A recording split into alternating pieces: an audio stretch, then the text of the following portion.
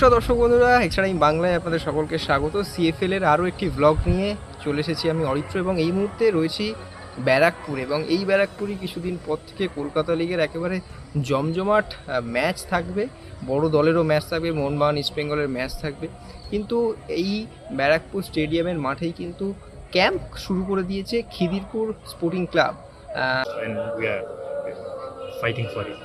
সবাই আস্তে আস্তে তৈরি হচ্ছে, মানে সবাই ভালো প্রিপারেশন নিয়ে নিচ্ছে, বাইরের হোক আমাদের কলকাতারও হোক, সব প্লেয়ারই ভালো এফোর্ট দিচ্ছে, দুবেলা প্র্যাকটিস হচ্ছে, অনেকটাই এগিয়ে গেছে।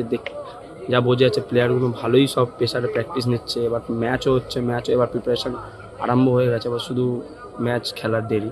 সবাই কিভাবে মানিয়ে নিচ্ছ, মানে অনেক বাইরের ছেলেরা রয়েছে, সেক্ষেত্রে কিভাবে মানিয়ে নিচ্ছ? কোচ যেরম আমাদের বলছে পাস দেওয়া নোয়া, পাসিং জায়গা নোয়া, এরমভাবে আমাদের বোঝাপড়া আপনিতে হয়ে যাচ্ছে। I think